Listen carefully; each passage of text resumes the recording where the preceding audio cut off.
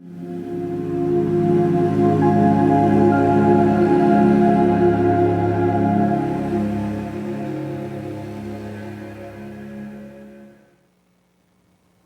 starting a 4-week series in Advent. Merry Christmas, everybody. I just can't think of any better themes to talk about in our current moment than these themes. This weekend is hope, and then there's peace, and then there's love, and then there is joy. So I'd welcome you to grab your Bibles and go to Luke chapter 2. We're going to tackle a story this weekend that doesn't get kind of the main spotlight of the Christmas story because this happens after the birth of Jesus. So in Luke chapter 2, that's where we're going to be for our time.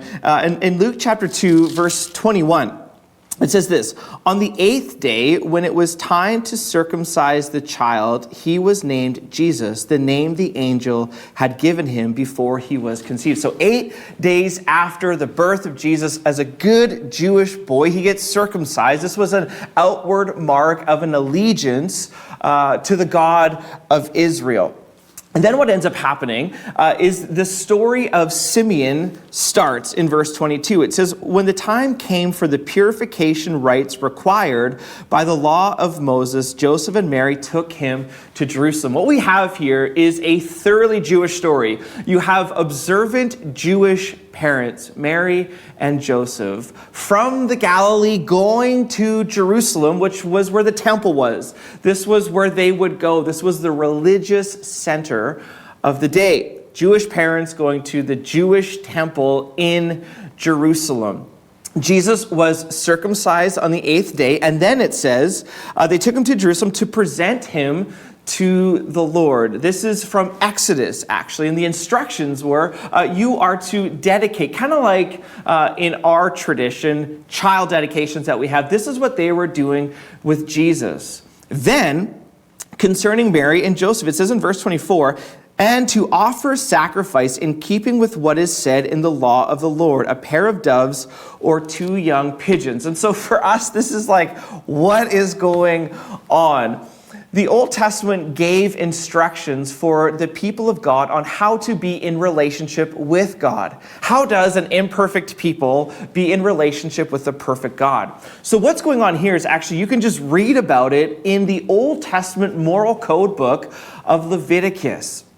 And so 8 days after Jesus is circumcised, and then Mary had to go through a purification of 33 days. And so this was 41 days after the birth of Jesus. So they go to the temple to purify themselves. That's what's happening here with Mary and Joseph, a thoroughly Jewish story taking place. Then in verse 25, it enters Simeon, and this is what it says. "Now, there was a man in Jerusalem called Simeon who was righteous and devout."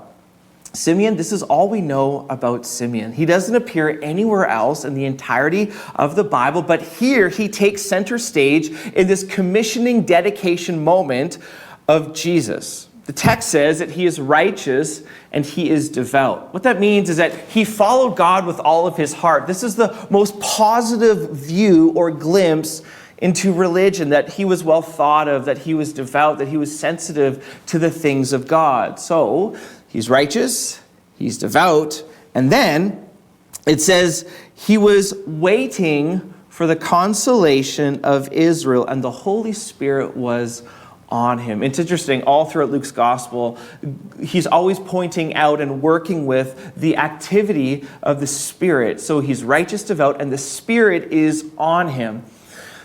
But he's waiting. He's waiting for what? He's waiting for the consolation of Israel. This is kind of a churchy word, consolation. What does that even mean? It actually goes back to Isaiah in some prophecies concerning the Jewish Messiah. And it was, comfort my people. The idea of consolation is the idea of comfort. That as Simeon looked at his people, they needed comfort, they needed hope, they needed something. And so he was waiting for the consolation of Israel, which was basically, he was waiting for the Messiah. He was waiting for God's inbreaking into the world. He is waiting. I don't know about you, but I don't like waiting at all. Really, for anything, if I'm honest. I also don't know if you know this, but I run a restaurant on top of me being a pastor. My restaurant is in my home, but from 7 a.m. to about 7:40 a.m., I run a restaurant in my kitchen. My clientele, their ages are 6, 4, and 2. On the menu in the restaurant every morning are English muffins and toast. They have an option of peanut butter, Nutella, and jam if they want it. We have milk, water, and sometimes orange juice if they're good, and then some sort of fruit, either like a mandarin orange or a pear. And I love my clientele dearly, but they tip terribly, and they are the most impatient clientele you could ever have. I get yelled at every morning by my kids. They're, Daddy, I want Nutella, I want the crust off, I want all of these things. And they are so impatient. They can't wait. Daddy, I want another one. And so I just get barked and ordered around for the first 40 minutes of my day. But as I look at my kids, and as I look at my life, there are a lot of similarities, unfortunately. Right now, my wife and I are watching The Crown. It's on Netflix. And The Crown is a historical drama about the life and leadership of Queen Elizabeth. It's brilliant. It's insightful. And so you start watching The Crown, and then the credits, or like the intro of The Crown starts, and then it appears in the bottom left corner, skip intro, right? And my wife and I are like, we don't have 30 seconds to watch this intro, so we skip it. We just want to get directly to it. We don't wait. We can't wait. We don't want to wait. And yet, if you think about it, life is full of waiting. Some of the most important moments in our lives are waiting moments. Think about your wedding, or you've been to a wedding. And as an officiant, I'm there with the groom and the bridesmaids, and the groomsmen are up and everything's set.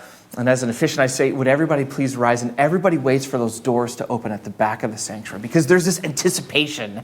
You know, the groom is thinking, I hope she's there behind those doors. And then the doors open and she steps in. And I always tell the bride and the father of the bride, just stand there and wait. Because this is one of the most beautiful moments of wedding. It's a waiting moment.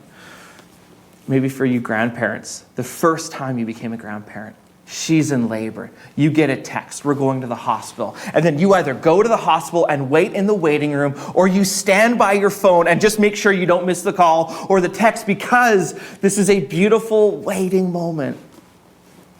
Or what about that waiting moment when you just took your driver's test and you have these nerves and you don't know how it's going to go, and you do it, and then you're waiting, that the instructor's kind of doing the checklist, and you're waiting in that pregnant pause of, will you be ushered into freedom and independence, or will you have to drive with your mom and dad still? These are waiting moments, and some of the most beautiful moments in our lives are from waiting. And here we have Simeon waiting. But he's not just waiting, because as we look at this, he is waiting because of a promise. In verse 26, it says, it had been revealed to him by the Holy Spirit that he would not die before he had seen the Lord's Messiah. There's a promise given to him. It's not just waiting for waiting's sake. There's a promise that he will see this Messiah, the one who will come and comfort his people and eventually comfort the world. There's waiting, and then there's hope.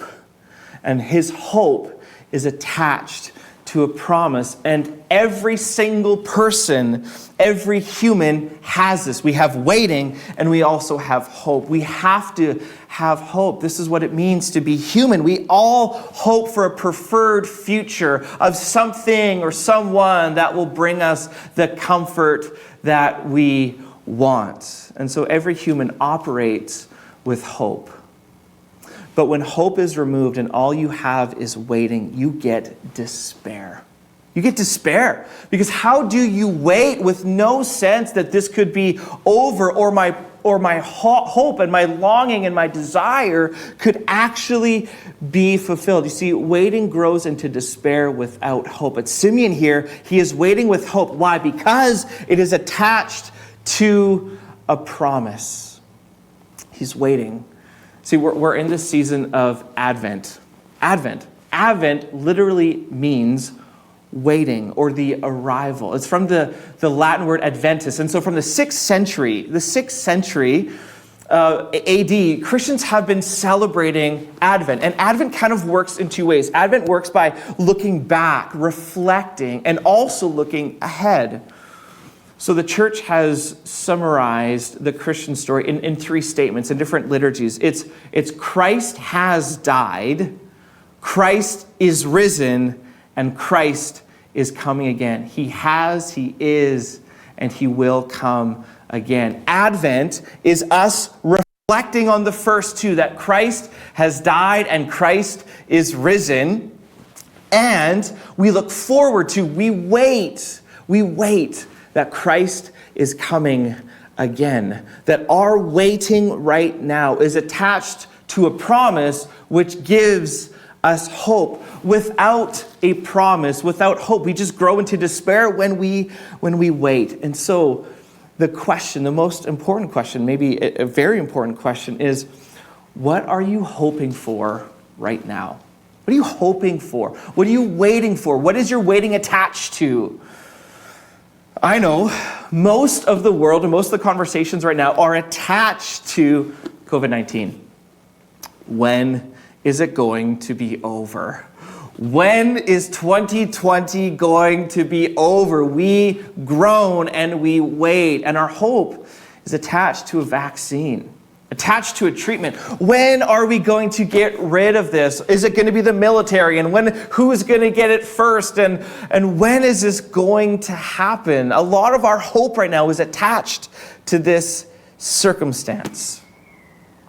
Maybe your hope is attached to another person. You have been single for a long time, maybe widowed for a long time, and you are so ready to share your life with someone, your finances with someone, your story with someone, your bed with someone.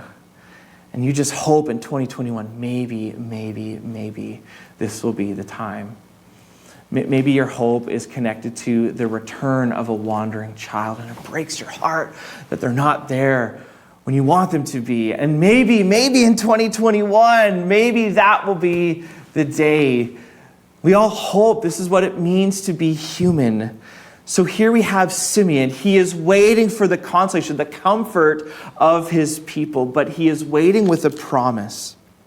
And then in verse 27, it says this: moved by the Spirit, he went into the temple courts. And so we start with Mary and Joseph. They're on their way, a pilgrimage to Jerusalem to do what was required by the law. And then we are introduced to Simeon, this kind of 2 random stories. And now these stories collide in such a cool way. So Simeon, moved by the Spirit, he goes to the temple in Jerusalem. And it says, when the parents brought in the child Jesus to do for him what the custom of the law required, Simeon took him in his arms. There's this collision moment. Think about Mary, 41 days into being a new mom. 41 days, and all of the chemicals that are released in her brain, the attachment to this child through breastfeeding. Mary is a new mom. She's probably got into some sort of a routine now with sleep and feeding times. Jesus is 6 weeks old. There's maybe dried milk on the corners of his mouth. He comes and he's swaddled so that his legs aren't kicking and he's not squawking. And Mary and Joseph enter the temple courts just to do what was required of them as good God followers. And then all of a sudden, this random man from Jerusalem, it says this in verse 28, Simeon took him in his arms.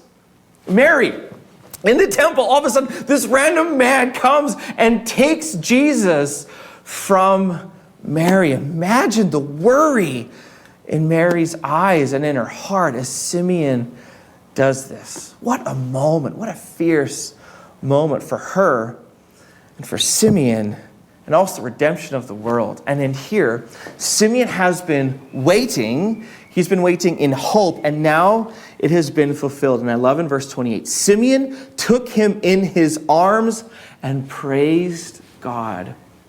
Simeon's waiting was worth it. It's worth it.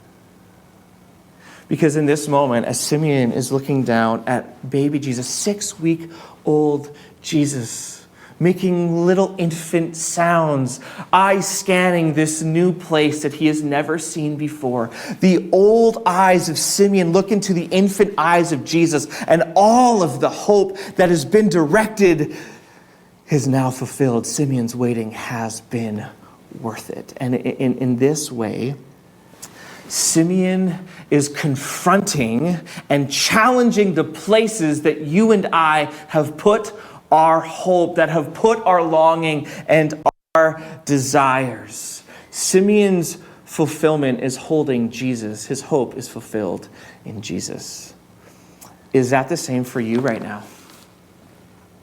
Looking into the eyes of Jesus, would you say that he, not in a circumstance, not in a change of circumstance, but him, that is where your hope is found and is ultimately fulfilled, that all of the waiting is worth it? So the question is, what or who can hold the weight of your waiting? What or who can hold the weight of your waiting, of your desire, of your longings? Like, I'm not trying to be pessimistic here, but let's just say that the COVID vaccine doesn't work. Let's just say it takes longer to roll out. It's not Easter, it's actually Easter of 2022 when things get back to normal. Let's just say you find that person that you've been waiting for and you share your life, but it doesn't work out. Or it does work out and you end up lonelier than you were before. What if you don't pass that driver's test? What if the waiting for that biopsy comes back and it's not the news that you wanted to hear? See, it is so important for you and I to put the weight of our hope on something or someone that can hold the weight of it. Because if it can't, you end up worse off than before because it doesn't deliver on what you hoped it would. And in this moment, Simeon is looking at Jesus fulfilled, fully fulfilled. There was an Auschwitz survivor. His name is Viktor Frankl. After he survived Auschwitz, he became kind of like a psychologist about human behavior. And a lot of his work came from surviving Auschwitz. And Viktor Frankl wrote a book called Man's Search for Meaning. And here's what he observed. When he was in Auschwitz, he observed the death rate spiked like crazy in 1944 between Christmas and New Year's. Between Christmas and New Year's. And he connected that to people's hope that maybe by Christmas we'll be liberated and I can be with the people that I want to be with and I will get out of here. And when it didn't happen, they lost all meaning. They lost all purpose and they gave up.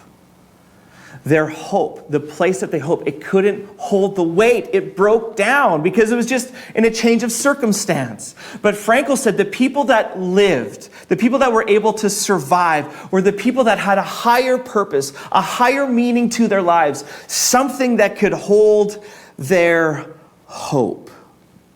And so it is with you and I. The place that you are hoping in right now, is it able to hold it? Because what if it doesn't come to fruition? Simeon, looking into the eyes of Jesus, his hope is fulfilled. And then he just breaks out into song. He just can't help it. It says, "Sovereign Lord, as you have promised, you may now dismiss your servant in peace. For my eyes have seen your salvation, which you have prepared in the sight of all nations, a light for revelation to the Gentiles and the glory of your people, Israel." He breaks out, "As you have promised, you may now dismiss your servant in peace." This is a Jewish way to say, I can die now. I don't have to be here any longer. All of my hope has been fulfilled. And this now, it's been worth it. It's been worth it. You can dismiss me. I am ready to die. That in the middle of his waiting, in the middle of the hope, now that it has been fulfilled, he says, I've got everything I need. I don't need anything else. And waiting forms you. Waiting forms you. I don't know how you've been waiting. Like I said, I don't wait well at all. I'm impatient. So this idea of waiting is difficult for me, but it is forming either for the better or for the worse. I think back to my journey to being a lead pastor. In 2012, I kind of figured that I would want to be a lead pastor, and so I started the journey about praying and growing, and I got more education and all that sort of stuff. So in 2014, I applied to be a lead pastor at a church. And it was a beautiful, trusting moment. Krista and I prayed and we applied, and then we went through a long process, about 8 months of interviews and this and that. And I flew to the location, I met with their board, and everything was good. And I went back home and I thought, here we go. We're moving and I'm going to be a lead pastor. And I got a call from the board chairman. And he said, you know what, you did well, but we're going to go with the other guy. And it hurt. I was disappointed, but there was a sense of, you know what, God's got this. I don't have to worry. So we fast forward a few more years. I get more education and this restlessness. I just need to get to this next moment. So I'm up in the middle of the night with my little guy, Micah. And I'm just scrolling the internet and I see a posting for a lead pastor. And I'm like, there's no prayer. I just knee-jerk. I'll just apply. I don't tell my wife. A week later, we're on a date night, and I say to my wife, Krista, I'm like, hey, I applied for a lead pastor job. Don't worry, I won't get it. She's like, what? You applied? What? Well, you didn't tell me. We didn't talk about it? I'm like, I won't get it. Don't worry about it. She's like, well, where is it? I'm like, it's in the United States. She's like, so just as some advice to newlyweds, don't do that. Don't do that. And I'm like, you know, it's an enormous church. I have no shot at getting it. Don't worry. So then they start phoning. I start interviewing. And at one point, I say to the search team, I'm like, so where am I at in this process? And they're like, you are one of 4 candidates. And I'm like, oh no, we have to move into the United States. I was like, this was not good. Luckily for everybody, it fell through. And here I am. But as I look at that first moment, and I look at the second moment, the first moment was bathed in prayer. It was a dependence on Jesus. The second moment, I was restless. I just wanted to make it happen in and of myself. In your waiting right now, who are you becoming? Who are you becoming? It's hard to wait, but who are you becoming? See, we wait in healthy ways, and then we wait in unhealthy ways. Some of us wait anxiously. There's this inner noise of trying to figure this all out. We wait anxiously. Some of us wait passively. We don't actually do anything about it. There's no spiritual formation. We just wait anxiously and passively or restlessly. Some of us wait angrily. That this waiting, and when is this going to be fulfilled? And what about this longing? What about this desire? And we get angry and we get bitter. Is that you? Some of us wait in other unhealthy ways, and it's scaring you right now. Because waiting is difficult because it's uncertain, and you don't know when it's going to come to fruition. You don't know when your longing is going to be fulfilled, and so we medicate ourselves. We get addicted to things of this restlessness in our souls, and it's scaring you, and there's a depression. There's maybe even self-harm going on in your life because things are so out of control, and you're searching, and maybe you're even tuning into church this weekend looking for something that can hold your hope. After this song, Simeon turns his attention from Jesus to Mary and Joseph. He blesses them, and then he says, this child is destined to cause the falling and rising of many in Israel, and to be a sign that will be spoken against, so that the thoughts of many hearts will be revealed, and a sword will pierce your own soul too. And he's talking to Mary. He says to Mary, your mothering journey is going to be different. This is going to be painful. Because Jesus, listen, here's what he's saying. Jesus is either going to be a rock that people build their lives upon, or he's going to be the rock that people trip over. He's either going to be the rock that people build their lives upon, or the rock that people trip over. And so as we think about your hope right now, your longing, your waiting, these unmet desires in your life, The invitation of Jesus, the inbreaking of Jesus into the world is that he is the rock that you can firmly put your hope on. There is no crack in the foundation, that God has done something in the chaos of the world, and he has sent his son to be the fulfillment of all of your desires, that Jesus, as he is named, is the Messiah. He is the one who has come to save. He is the one who has come to give you comfort in your waiting. He is for the Jew and he is for the Gentile. So he's either going to be the rock that you build your life on, or he's going to be the rock that you trip over. Which one is true of you? I love in this story, there's this random guy named Simeon. Where did he come from? And then now we're introduced to somebody else. Only time in the scriptures that we are introduced to her. In verse 36, it says, there was also a prophet, Anna. She's a prophet. Interesting title. The daughter of Penuel, the tribe of Asher. She was very old. She had lived with her husband 7 years after her marriage and then was a widow until she was 84. By some of Simeon's language, we can kind of conclude that he's an older man. Then enters Anna. There's different ways to read that. But most people think she's between 95 and 105 years old. You have two people in the last days of their life playing a dramatic role in the commissioning and dedication of Jesus the Messiah. One of the pain points for me, and I know our staff, is that this pandemic and this season has most greatly affected the older people of our congregation. The prime timers. We haven't had a prime time coffee here in 10 months. So there's a loneliness there, there's a disconnection, there's also a fear. Because COVID-19 is most serious for our prime timers. And as I interact with you and as I interact with people in my own life who are old, in their last days potentially, that your life can just be defined. Your life can just be defined by health scares, by another funeral to go to, by the pain even of the season. And where's God in the middle of this? The loneliness of the season, that there is so much groaning and decay. But here's a vision for you, that you have Simeon and Anna playing a vital role in the commissioning moment of Jesus. And listen to Anna. She never left the temple, but worshiped night and day, fasting and praying. On mission, purposeful, connected to Jesus, the most beautiful faith that you can have. Here they are, and I just want to speak to you, prime timers. You are loved.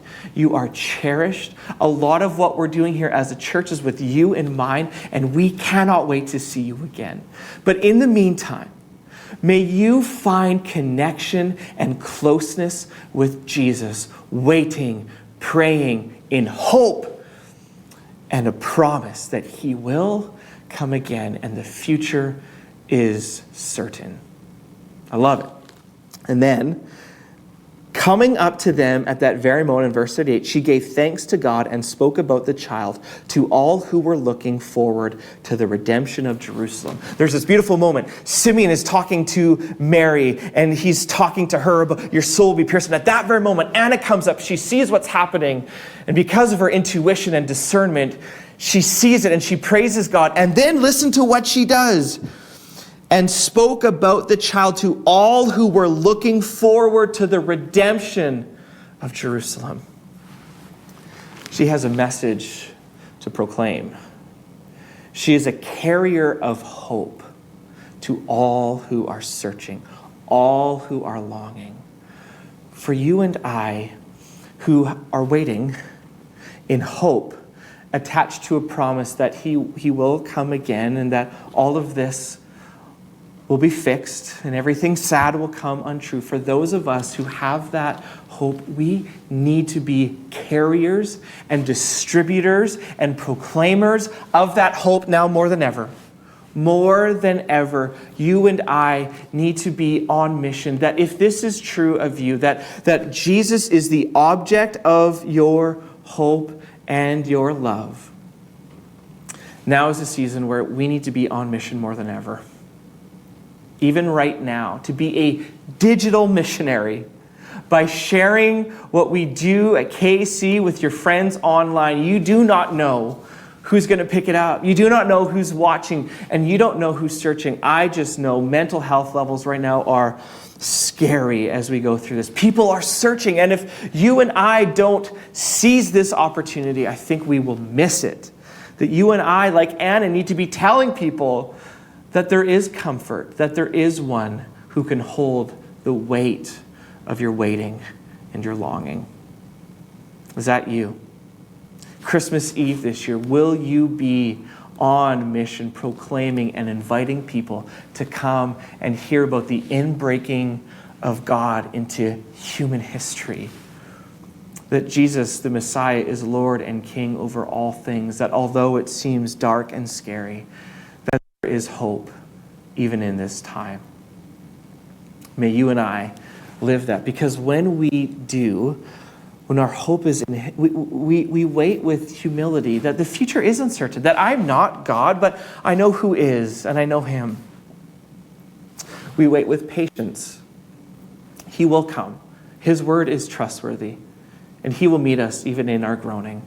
And we wait with confidence that he is who he says he is, and we will know him as we are fully known. So I want to challenge you that the proclamation of the church is that Christ has died. He is risen, and this Advent we reflect on that. That is the bedrock of our hope. But we wait in anticipation that he will come again. And we are the people, the church, are the people who await him. So because he died for us and he now lives, we wait in love.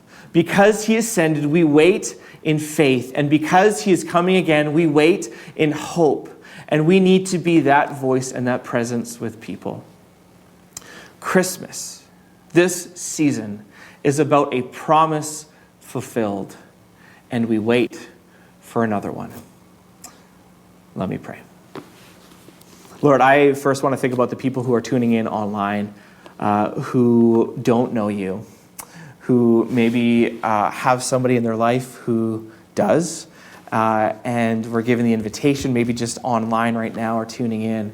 Lord, as they are searching, I pray, Lord, that you would speak and that you would give courage to them.